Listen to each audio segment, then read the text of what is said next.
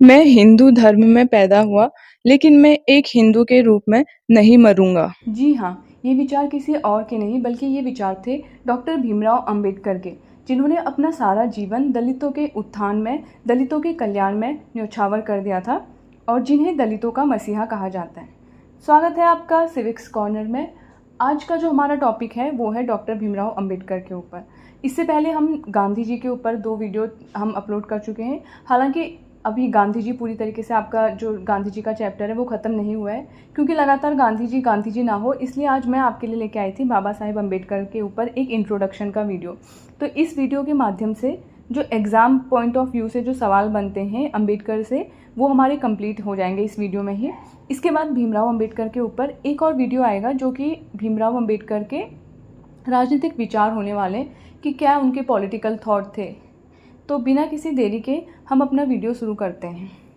तो भीमराव अम्बेडकर, जिनका पूरा नाम था भीमराव रामजी अम्बेडकर, इनका जन्म 14 अप्रैल 1891 को मध्य प्रदेश में होता है। मध्य प्रदेश के इंदौर में महार जाति में इनका जन्म होता है, जो कि उस समय एक अछूत मानी जाने वाली जाति थी। डॉक्टर भीमराव अम्बेडकर आधुनिक भारतीय राजनीतिक विचारक थे, जिन्हें दलितों का मसीहा कहा जाता है और भारतीय संविधान के प्रमुख निर्माता के रूप में आज भी हम अम्बेडकर को याद करते हैं और हमेशा करते रहेंगे। तो अम्बेडकर किससे प्रभावित थे? अम्बेडकर महात्मा गांधी तो बिल्कुल नहीं। अम्बेडकर महात्मा बुद्ध, महात्मा फुले और जॉन डुई से प्रभावित थे। क्या हो रहा है? हाँ।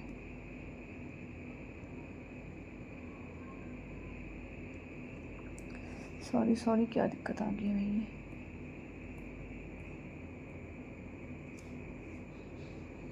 अब हो गया ठीक। सॉरी, आपका टाइम वेस्ट हो गया, उसके लिए आई एम रियली सॉरी। तो अम्बेडकर, महात्मा बुद्ध, महात्मा फुले और जॉन डुई वही हैं जिन्हें हम एजुकेशन के फील्ड में पढ़ते हैं, एलटी के लिए, जिन्हें हमने खूब पढ़ा था, लेकिन सवाल क्या आया था वो आपको भी पता है। तो जॉन डुई से बहुत ज़्यादा प्रभावित थे। अच्छा, अम्बेडकर के लिए देखो क्या होता है।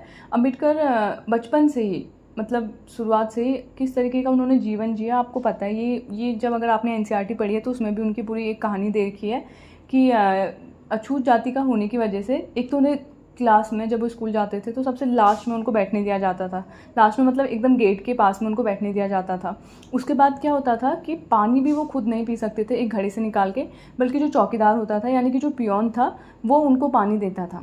और एक बार अम्बेडकर ने अपनी ऑटोबायोग्राफी है इनकी, वेटिंग फॉर अ वीज़ा, उसमें अम्बेडकर लिखते भी हैं कि मतलब हाँ, तो पानी वो खुद नहीं ले सकते थे तो पियोन उनको पानी देता था, और जिस दिन पियोन नहीं आता था उस दिन उन्हें पानी ही नहीं मिलता था। उन्होंने लिखा है कि नो पियोन नो वाटर। तो इतना, मतलब इतना कुछ सहा है अम्बेडकर ने, ये हम पता है। उसके बाद और भी 1-2 ऐसी स्टोरी हैं, जब ये रेलवे स्टेशन पे जाते हैं और इनको पहले कोई रिक्शा नहीं मिलता है, बैलगाड़ी नहीं मिलती है, जैसे इनकी कास्ट पता चलती है। तो ये सब अम्बेडकर अपनी ऑटोबायोग्राफी, जो कि वेटिंग फॉर अ वीज़ा, उसमें हमें पता चलता है कि क्या क्या अम्बेडकर के साथ हुआ था, क्या क्या इनको सहना पड़ा था, क्या क्या इनके साथ भेदभाव हुआ था। तो अम्बेडकर की रचनाएं, अम्बेडकर की कुछ रचनाएं थी, कुछ नहीं बहुत ज़्यादा थी। सबसे पहले थी वेटिंग फॉर अ वीज़ा, मैंने आपको बताया कि इनकी ऑटोबायोग्राफी है। कास्ट्स इन इंडिया, कास्ट पे अम्बेडकर ने लिखा है। द एनहाइलेशन ऑफ कास्ट 1936, यानी कि कास्ट को कैसे ख़त्म किया जाए इंडिया से, उस पर अम्बेडकर लिखते हैं। फिर आता है हु वर द शूद्राज, 1946 में ये पब्लिश होती है। The untouchables 1948। आपके लिए बहुत ज़्यादा ज़रूरी है कि आपको ये बुक्स तो याद होनी ही चाहिए, साथ में इनके जो ईयर्स हैं पब्लिकेशन के वो भी आपको याद होने चाहिए, क्योंकि कभी कभी क्रोनोलॉजिकल ऑर्डर में आपको दे दिया जाता है कि आप इनको लगाइए। आई एम सॉरी कि मैंने इसको क्रोनोलॉजिकल में अरेंज नहीं किया है। आप प्लीज़, मैंने ईयर तो मेंशन किया है तो आप उस हिसाब से इसको क्रोनोलॉजिकल ऑर्डर में ही याद कीजिए। दी अनटचेबल्स, इसके बाद थी बुद्धा एंड हिज धम्मा, 1957 में पब्लिश होती है।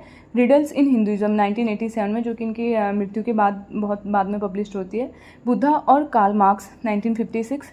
What Congress and Gandhi have done to the untouchables 1945। Ranade, Gandhi and Jinnah 1943। Pakistan और partition of India 1945। Thoughts on Pakistan 1940। इसके अलावा भी अम्बेडकर की बहुत सारी बुक्स हैं, लेकिन जो हमारे एग्ज़ाम पॉइंट्स ऑफ व्यू से इंपॉर्टेंट है, या जो प्रीवियस ईयर एग्ज़ाम में आई हैं, वो सब मैंने आपको यहाँ पे लिख के दे दी हैं। आप प्लीज़ इसको अच्छे से याद कर लीजिए। इसके अलावा अम्बेडकर के कुछ वीकली मैगजीन्स भी निकाली थी अम्बेडकर ने। उसमें सबसे पहले आती है मूक नायक, जो कि 1920 में पब्लिश होती है। जनता 1930, बहिष्कृत भारत 1927 में। तो ये तो थे उनके जो कुछ काम, उन्होंने क्या क्या किया था कौन कौन सी उन्होंने बुक्स अपने जीवन में लिखी थी। अब देखो अम्बेडकर की शिक्षा, एजुकेशन पे हम बात करें, अम्बेडकर बचपन से बहुत मेधावी छात्र थे, बहुत ज़्यादा पढ़ाई में इनकी बहुत ज़्यादा रुचि थी। हालांकि इन्हें बहुत ज़्यादा कदम कदम पे बहुत ज़्यादा भेदभाव का सामना करना पड़ा, लेकिन फिर भी इन्होंने अपनी एजुकेशन में बिल्कुल भी किसी भी तरीके की कोई रुकावट नहीं आने दी। अम्बेडकर, अब इनका बेसिक एजुकेशन तो मैंने नहीं लिखा है कि कब इनको स्कूल में एडमिशन मिला, कब इन्होंने यहाँ से ग्रेजुएशन किया। मैंने सीधे लिखा है कि जब ये बाहर चले जाते हैं पढ़ने के लिए। हमें पता है कि अम्बेडकर ने कोलंबिया और लंदन से अपनी एमए की डिग्री की है और पीएचडी 2 सब्जेक्ट में उन्होंने किया है। तो ये सब वहाँ से उन्होंने बाहर से किया है। तो ये एक सवाल ये बनता है कि अम्बेडकर किसके लिए उच्च शिक्षा के लिए कहाँ जाते हैं, अमेरिका चले जाते हैं। और इनको जो छात्रवृत्ति मिलती है वो बड़ौदा के जो महाराजा थे, गायकवाड़ करके इनका कुछ नाम था, वो अम्बेडकर को छात्रवृत्ति देते हैं पढ़ने के लिए। फिर लंदन स्कूल ऑफ इकोनॉमिक्स से वो अपनी इकोनॉमिक्स में डॉक्टरेट यानी कि पीएचडी की अपनी उपाधि पूरी करते हैं, शिक्षा पूरी करते हैं। और उनकी जो पीएचडी का थीसिस था, ये सवाल भी आपके लिए बहुत ज़्यादा इंपॉर्टेंट है, आपके एग्ज़ाम के लिए कई बार पूछ देता है, ऐसे कोई बहुत ज़्यादा इंपॉर्टेंट थिंकर होते हैं कि उनकी पीएचडी का थीसिस क्या था। तो अम्बेडकर की पीएचडी का थीसिस था the problem of the rupee, its origin and it's solution. ठीक है, 1923 में शायद, जहाँ तक अगर मैं सही हूँ तो ये 1923 के आसपास आता है। तो फिर 1923 में ये अम्बेडकर पीएचडी पूरी कर लेते हैं अपनी, वहाँ से फिर 1923 में भारत आ जाते हैं। फिर ये कुछ टाइम लॉ प्रैक्टिस करते हैं, यहाँ पे लॉ भी इन्होंने किया था, तो कुछ समय ये लॉ करते हैं। अब उसके बाद अम्बेडकर द्वारा स्थापित कुछ संगठन, इन्होंने क्या क्या किया था दलितों के उत्थान के लिए, बहुत सारी इन्होंने पार्टी बनाई थी, बहुत सारे ऑर्गेनाइजेशंस बनाए थे। सबसे पहला आता है इंडिपेंडेंट लेबर पार्टी, 1936 में बनाते हैं। All India scheduled caste federation 1942, समाज समता संघ, समता सैनिक दल, ये 1927 में अम्बेडकर बनाते।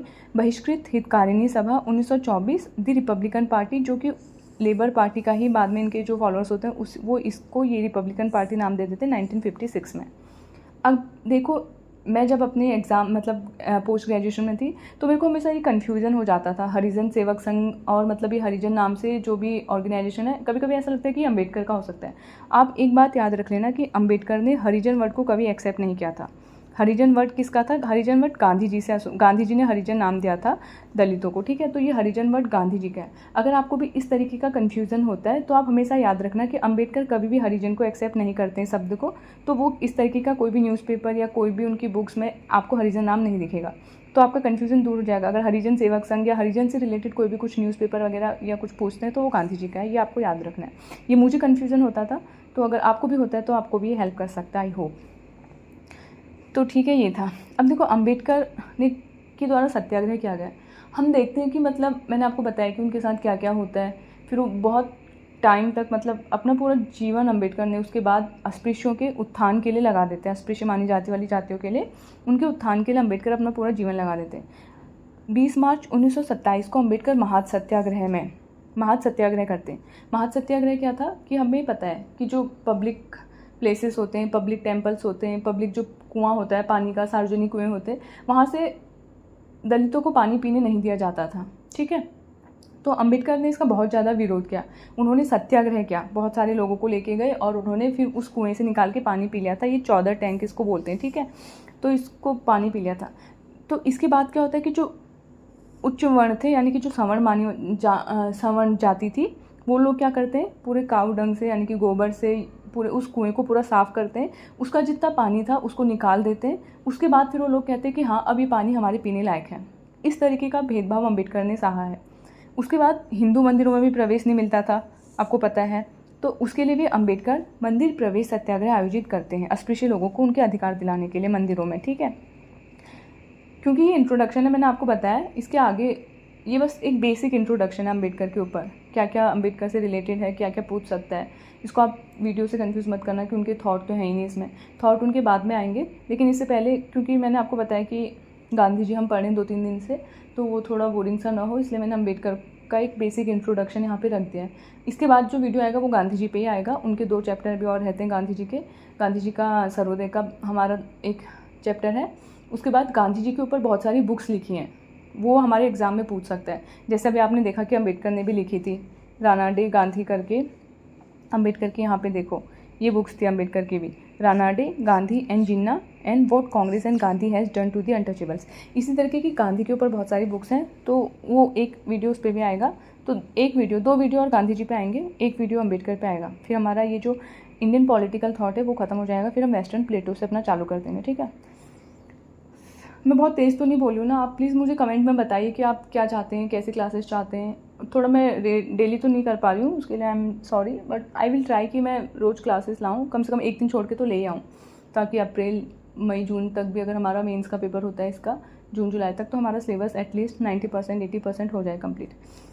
जो नहीं होएगा उसको हम MCQ के माध्यम से फिर कर लेंगे। तो भारतीय संविधान में अम्बेडकर का क्या योगदान होता है। कॉन्स्टिट्यूशन जब हम पढ़ते हैं तो हमें पता है कि पूरा जो ड्राफ्ट बना था कॉन्स्टिट्यूशन का, जो फंडामेंटल राइट्स थे, जो इतना सारा सब कुछ DPSP था, वो सब अम्बेडकर और उनकी टीम ने तैयार किया था। एक ड्राफ्टिंग कमेटी थी, 6 मेंबर थे उसमें, वो मेंबर तो मैंने इसमें लिखे नहीं है, लेकिन हाँ जो ड्राफ्टिंग कमेटी जो उसके अध्यक्ष थे वो कौन थे, भीमराव अम्बेडकर। प्रारूप समिति के अध्यक्ष थे भीमराव अम्बेडकर। फिर उसके बाद जब भारत स्वतंत्र होता है, हमारी जो जब सरकार बन जाती है, तो वो स्वतंत्र भारत के पहले कानून मंत्री भी रहते हैं 1947 से 1951 तक।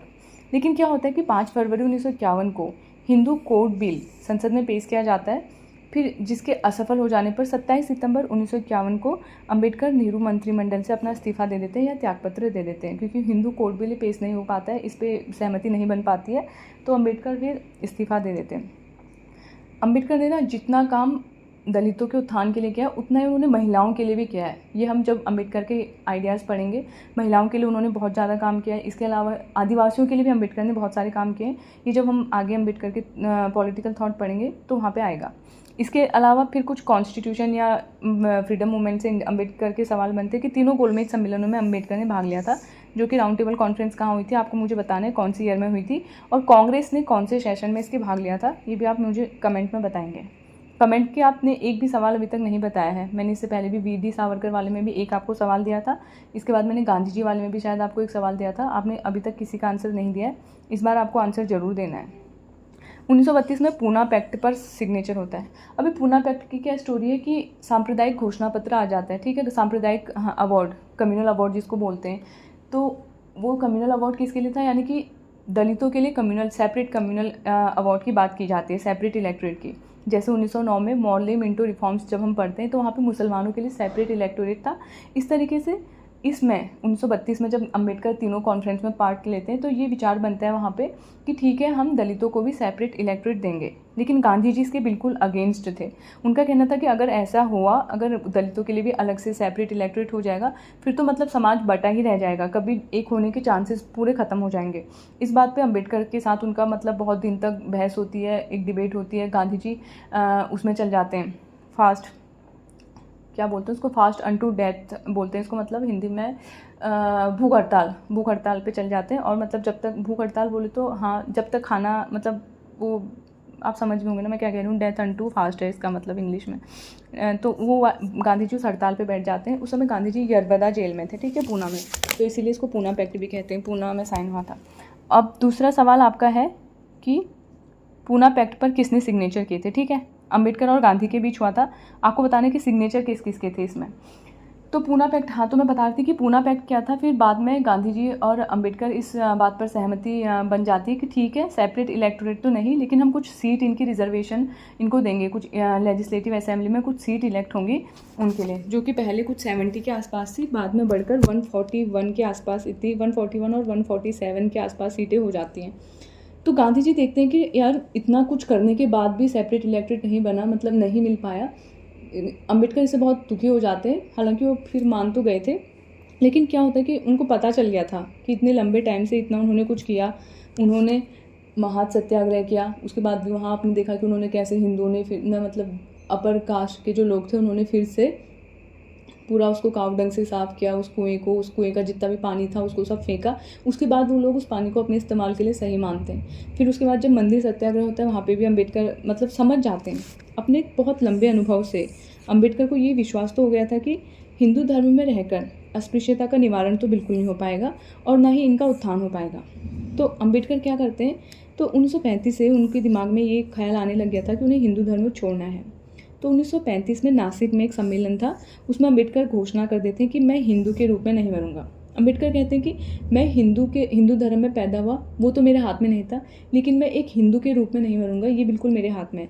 और फिर अंत में 14 अक्टूबर, अंततः होता है ना ऐसे करके, हाँ, फिर 14 अक्टूबर 1956 को नागपुर की दीक्षा भूमि में अम्बेडकर बौद्ध धर्म को अपना लेते हैं, और उनके साथ करीब 2 से 3 लाख लोग और हैं जो बौद्ध धर्म को अपना लेते हैं। और लास्ट में 6 दिसंबर 1956 को अम्बेडकर अपनी अंतिम सांसें लेते हैं। तो आप देख रहे हैं एक मतलब कितने महान विचारक थे अम्बेडकर, कितने कैसे उनके थॉट्स थे, कैसे उन्होंने मतलब पूरा जीवन उन्होंने अपना दलितों के उत्थान के लिए लगा दिया। इतना मतलब कोई कर पाना बहुत आसान काम तो नहीं है, ऊपर से ऐसे समाज में। चाहते तो उन्होंने मतलब डॉक्टरेट किया है कोलंबिया यूनिवर्सिटी से, उनको वहीं कितनी जॉब मिल जाती है। वहाँ तो ऐसा था नहीं कि अनटचेबल्स के साथ कुछ ऐसा मतलब ये अनटचेबल्स प्रैक्टिस हो रही है, उनको वहाँ कितनी अच्छी मतलब आराम से वो प्रोफेसर बन जाते। लेकिन नहीं, वो इंडिया आए, यहाँ उन्होंने दलितों के उत्थान के लिए काम किया, महिलाओं के अधिकारों के लिए काम किया, और उसके साथ साथ संविधान में आप देखते हैं कितना बड़ा हाथ है संविधान बनाने में अम्बेडकर का। तो ये सब थे अम्बेडकर का एक बेसिक सा इंट्रोडक्शन। मैंने बोला काफ़ी मतलब इसमें कवर तो मैंने कर दिया है ऑलमोस्ट, जो सवाल आपके पूछ सकते हैं। अब इस वाले पार्ट से जो कॉन्स्टिट्यूशन वाला पार्ट है, या जो हमारा इंडियन मूवमेंट वाला पार्ट है, ठीक है, इंडियन मूवमेंट जो भारतीय स्वतंत्रता आंदोलन है 1920 के बाद से हम देखते हैं ना, अम्बेडकर का भी रोल 1930-32 में देखने को मिलता है। अगर वहाँ से कोई सवाल छूटा है मेरे से तो आप उसको कमेंट में बताएंगे। इसके अलावा इतना आज के लिए काफ़ी है। और जो मैंने आपको बोला कि अम्बेडकर पे राजनीतिक विचार पे एक वीडियो आएगा, और इसके बाद गांधी जी के 2 वीडियो और आएंगे, फिर जाके हमारा ये वाला पूरा जो सीरीज़ है ये ख़त्म हो जाएगी इंडियन पॉलिटिकल थॉट की। अगला वीडियो फिर हम बनाएंगे उसके बाद 3 वीडियो के बाद जो वीडियो आएगा वो प्लेटो पे आएगा, वेस्टर्न पॉलिटिकल थॉट। वो हमारे बहुत सारे हैं तो वो हमें अच्छे से करने पड़ेंगे। फिर उसके बाद हम अपनी जो राजनीतिक विचारधाराएँ हैं उनको करेंगे। आई होप कि आपको वीडियो पसंद आया हो। अगर आपको वीडियो पसंद आता है तो आप मुझे बताइए कमेंट करके कि आपको वीडियो सही लग रहा है, तो मैं आगे कंटिन्यू करूँगी, या कुछ कमी है इसमें आप क्रिटिसिज्म कर सकते हैं, आपका बिल्कुल वेलकम है। सही वे में अगर आप करें तो मुझे भी अच्छा लगेगा कि आप मुझे बता रहे हैं कि हाँ ये चीज़ आप ऐसे कर सकते हो, या ये चीज़ ऐसे कर सकते हो, या ये आपने मिस कर दी है। ऐसे करेंगे तो आपका भी रिवीजन होगा, ठीक है। कमेंट में आप बताइए मैंने कुछ छोड़ा है अगर तो यहाँ पे। तो ये था हमारा अम्बेडकर का इंट्रोडक्शन। और अगर आपको PDF वगैरह चाहिए होती है, वैसे तो मैं टेलीग्राम पे सब अपलोड कर देती हूँ, आप टेलीग्राम पे ज्वाइन कर सकते हैं। टेलीग्राम चैनल है सिविक्स कॉर्नर के नाम से ही। वीडियो को लाइक कर दो, शेयर कर दो, एंड चैनल को सब्सक्राइब कर दीजिए। इतना ही बोलना होता है तो इतना ही बोलूँगी, आप अपने हिसाब से कर दे। आपको वीडियो अच्छा लगेगा तो आप कर दीजिएगा, नहीं लगेगा तो मैंने आपको बोला है कि मैं क्रिटिसिज्म से बिल्कुल भी नहीं डरती हूँ। आप बिल्कुल, आपका वेलकम है क्रिटिसाइज़ करने के लिए। तो आप मुझे अपने थॉट रखिए। वैसे भी हम एक पॉलिटिकल साइंस के स्टूडेंट हैं, तो हमारा मेन काम होना चाहिए कि हम क्रिटिकल एनालिसिस करें किसी भी चीज़ का। तो चलो ज़्यादा ज्ञान नहीं देते हैं, अब हम अपना लेक्चर ख़त्म करते हैं। हाँ तो ठीक है, ओके बाय।